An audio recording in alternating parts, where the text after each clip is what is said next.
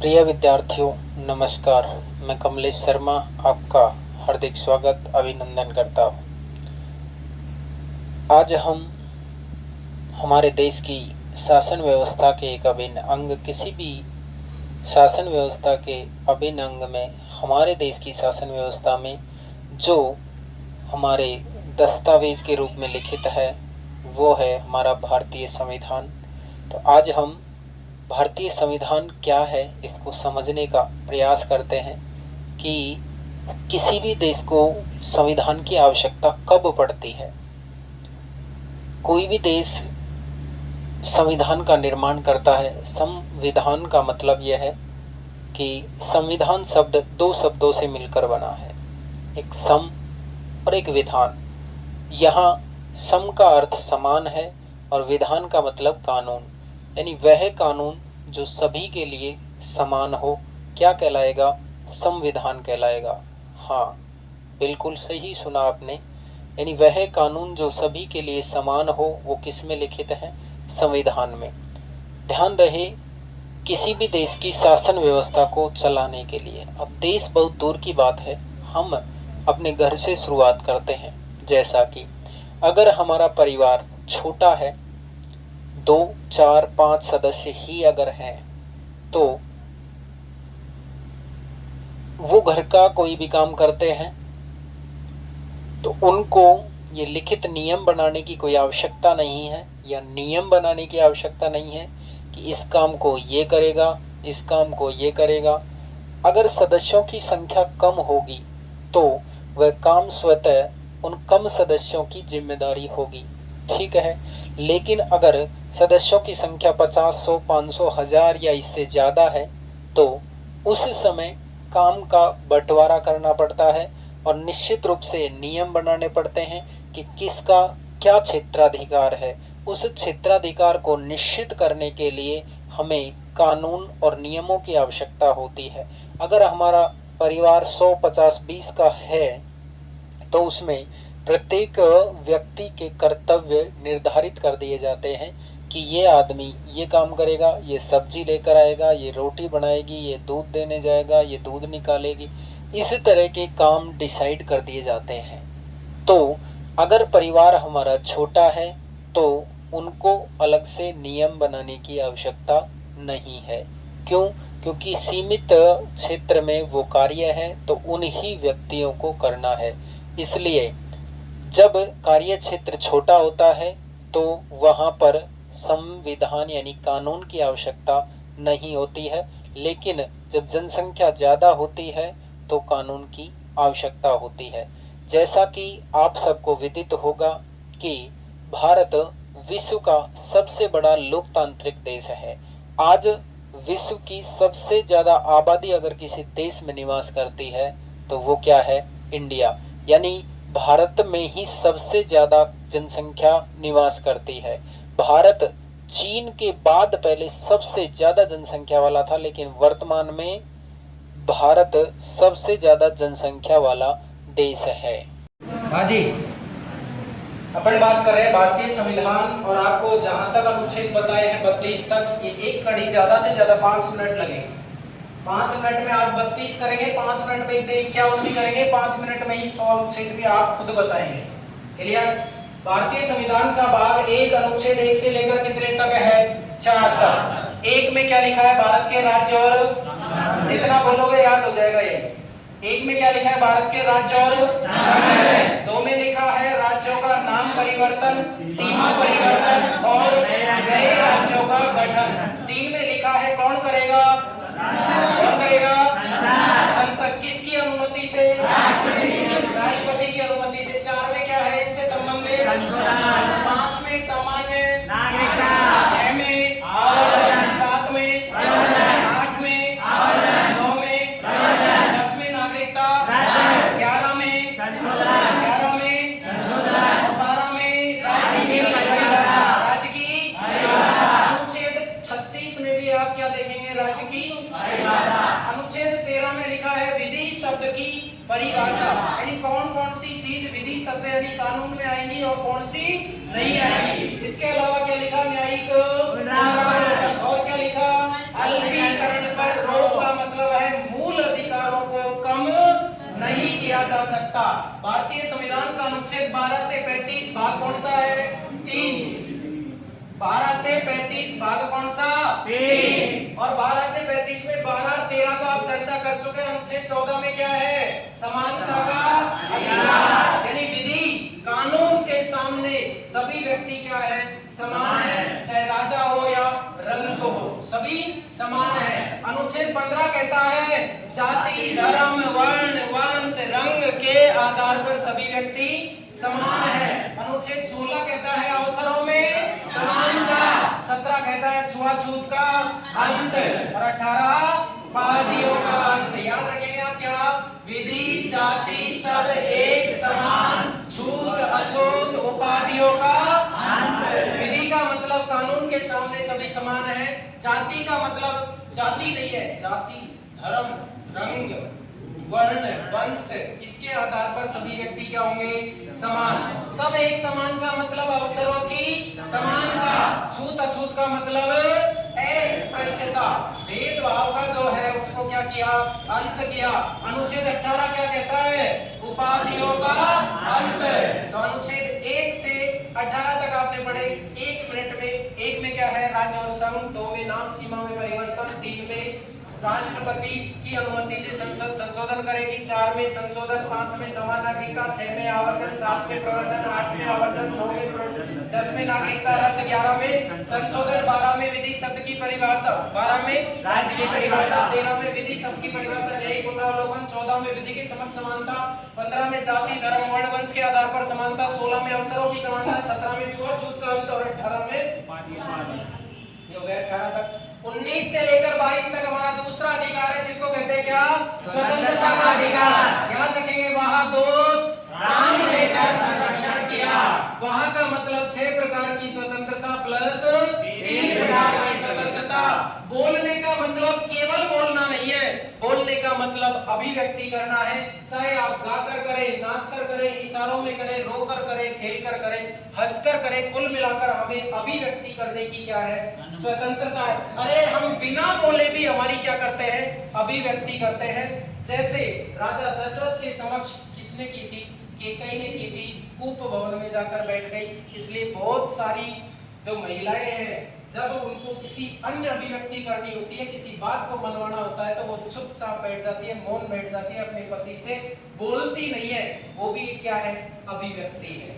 तो अभिव्यक्ति का अधिकार अनुच्छेद 19 में सभा करना, कोई मीटिंग करना, कहीं पर एक साथ बैठकर कोई बातचीत करना, वो समिति बनाना, यानी जैसे आपने यहाँ पर मंदिर, मस्जिद, कोई ट्रस्ट बनाया है, इस तरह आपको कोई समिति बनाने की, कहीं पर भी क्या करने की?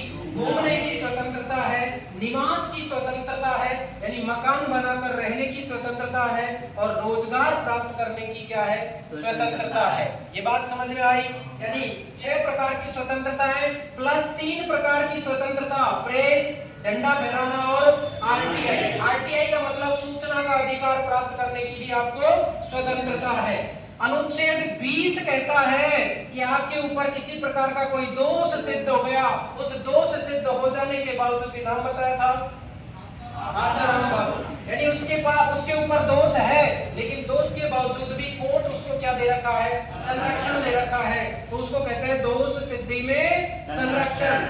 21 अनुच्छेद कहता है प्राण और दैहिक स्वतंत्रता, यानी जीवन जीने का अधिकार है, मरने का अधिकार नहीं है। जीवन जीने के अधिकार के तहत आपको सामान्य जीवन जीने का नहीं, गरिमापूर्ण जीवन जीने का अधिकार है। गवर्नमेंट की ठेकेदारी है, इसलिए गवर्नमेंट 2 रुपए किलो गेहूं भी लेने के लिए बाध्य है। बात समझ में आई? बिजली फ्री करने के लिए बाध्य है। क्लियर? तो जीवन जीने का अधिकार है, तो प्राण और दैहिक स्वतंत्रता है, और इसमें है क्या? संरक्षण। संरक्षण का मतलब यह है कि आपके ऊपर दोष सिद्ध हो जाने के बाद भी आप संरक्षण प्राप्त करने के अधिकारी, आप वकील करने के, अपील देने के और दलील देने के क्या है? अधिकारी हैं। अनुच्छेद किसके तहत? 22 के तहत। आपका अगला अधिकार है जो है शोषण के विरुद्ध। किसके विरुद्ध? शोषण के विरुद्ध। भारत के किसी भी व्यक्ति का शोषण नहीं होना चाहिए, चाहे वो महिला है, बुजुर्ग है, चाहे जवान है, चाहे बच्चा है, कोई भी हो, उसका शोषण नहीं होना चाहिए। तो शोषण के विरुद्ध अधिकार अनुच्छेद 23 और 24 में है। अनुच्छेद 23 किसी भी व्यक्ति को जोखिम भरा कार्य नहीं करवाता है। अनुच्छेद 23 किसी भी व्यक्ति को 8 घंटे से ज्यादा ड्यूटी करने के लिए बाध्य नहीं करता है। गवर्नमेंट कितने घंटे की ड्यूटी करवाती है?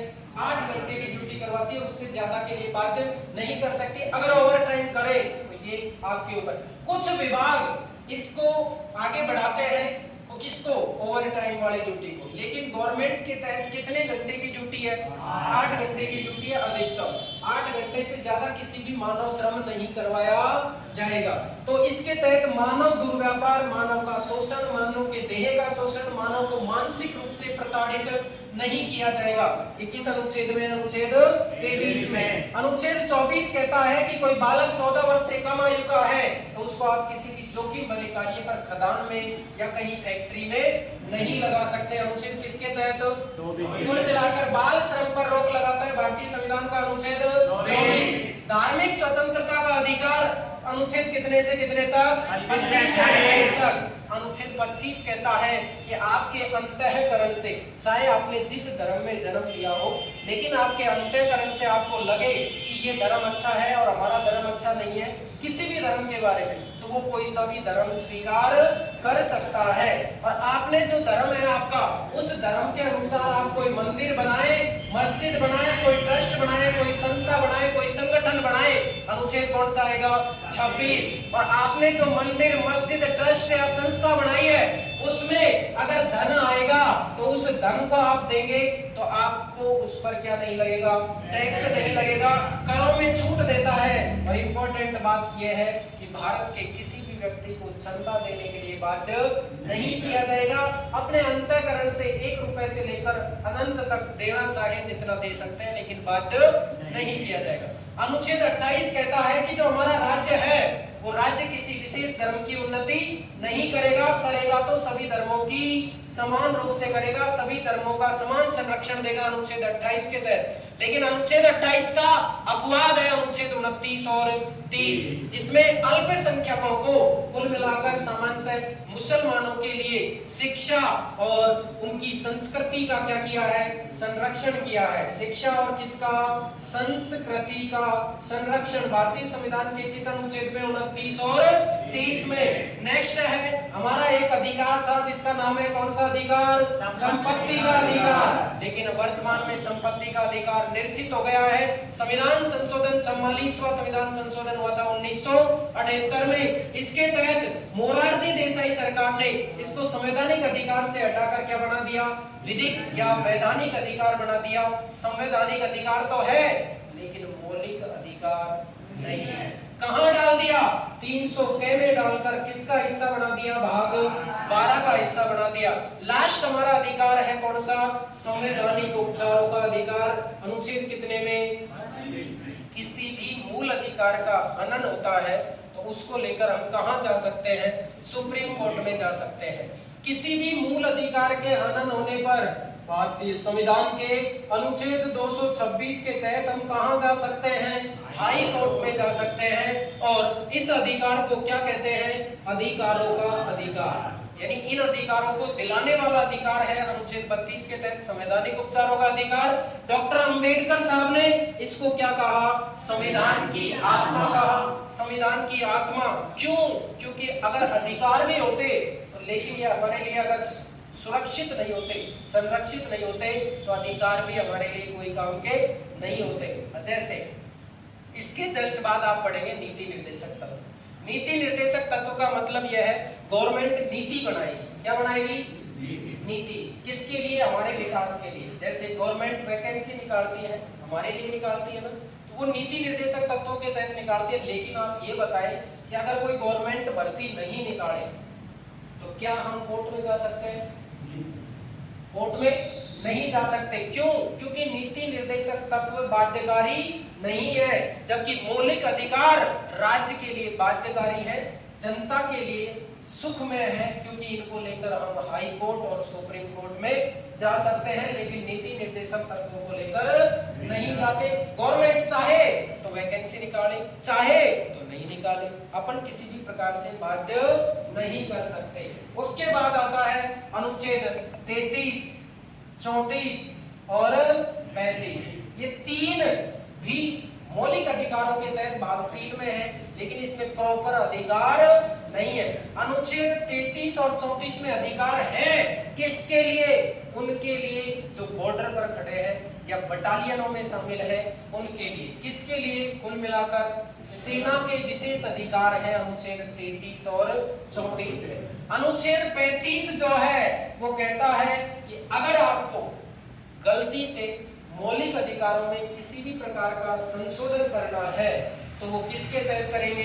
अनुच्छेद 35 के तहत। अनुच्छेद 4 में भी पढ़ा, अनुच्छेद 11 में पढ़ा और अनुच्छेद 35 में पढ़ा। भाग 1 का भी अंतिम अनुच्छेद इसी बात को कहता है, उनसे संबंधित संशोधन।